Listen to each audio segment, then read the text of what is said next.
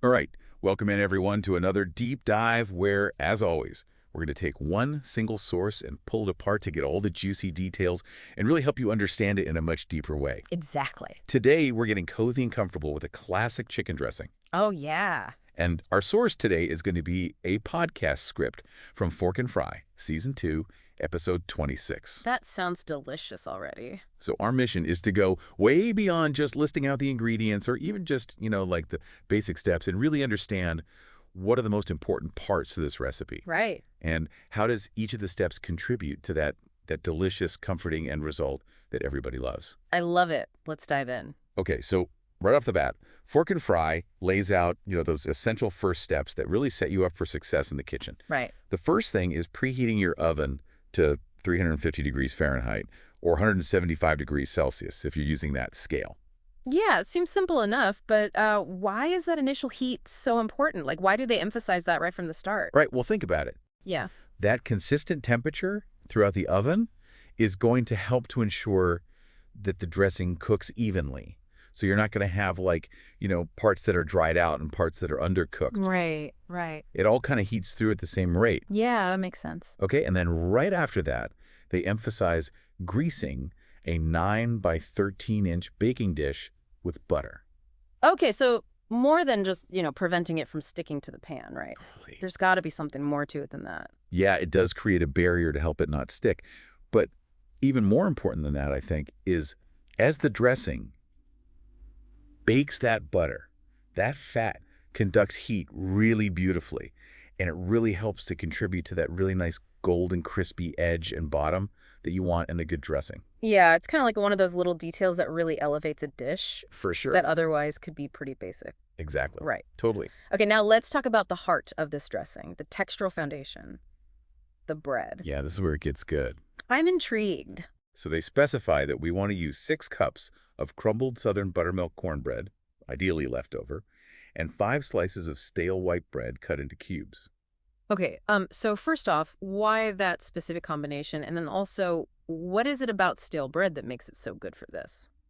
So leftover cornbread, it's had time to dry out a bit, and that drier texture actually really helps it soak up all those really flavorful liquids we're going to be adding without it becoming like mushy or soggy. Gotcha. So it's kind of like a sponge that can hold a lot without falling apart. Exactly. And then it also gives it a really nice textural contrast with that white bread, which tends to soften more readily. Oh, okay, I see.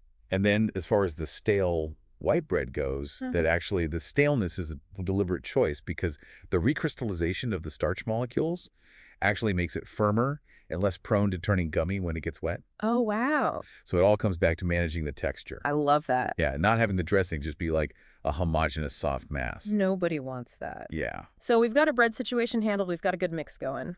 Right. What's next? Well, now it's time to start layering in those aromatic flavors. Okay. And that starts with sautéing some key vegetables. All right, take me through it.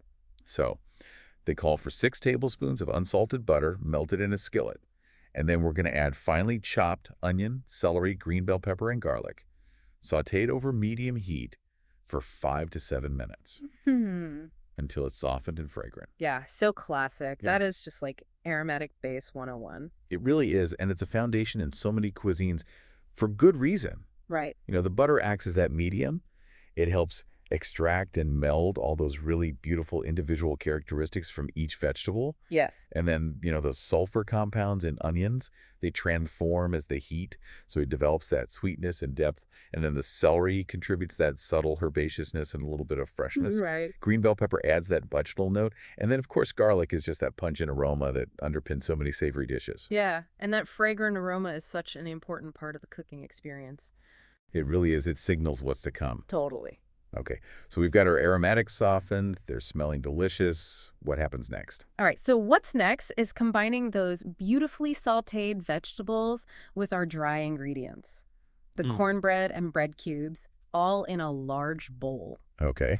And now this is where we also introduce another layer of flavor complexity with spices. Okay. A tablespoon of ground sage, black pepper, onion powder, garlic powder, and then there's also the option of cayenne pepper if you want to add a touch of heat.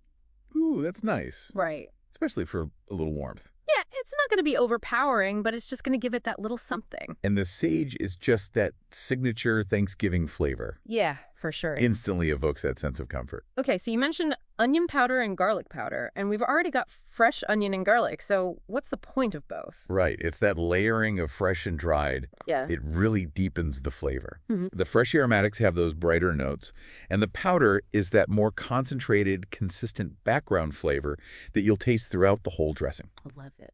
So we've got our flavorful dry base. Right. Now it's time to add the moisture. Right. And the binding to give it all structure. Okay, so tell me about that. So Fork and Fry, their method involves whisking together 1 can of cream of chicken soup with 3 to 4 cups of low-sodium chicken broth in a separate bowl. Okay. And this creates this really creamy, savory liquid that's going to thoroughly moisten that entire bread mixture. The cream of chicken soup's a classic for a reason. It really is. It just adds that certain comfort and flavor that you just can't get any other way. It does. It really does. And then the low-sodium broth is a good reminder to always be mindful of salt. Yeah, because the soup has plenty of it already. Right. So we're going to pour this wet mixture evenly over those dry ingredients, making sure everything is well saturated. Okay. And then we're going to add our crucial binding agent, 2 beaten large eggs. Ugh. Eggs, the culinary glue. They really are, in so many dishes. Yeah, they are. They're going to coagulate during baking and really hold that dressing together. Make sure you get them fully mixed in there. Yes, very important, so you don't have any patches of cooked egg white. Okay, now we got to talk about the star of the show. The chicken. Of course. Chicken dressing, after all. Exactly. So they call for 2 cups of cooked shredded chicken, and you can use either breast or thigh meat.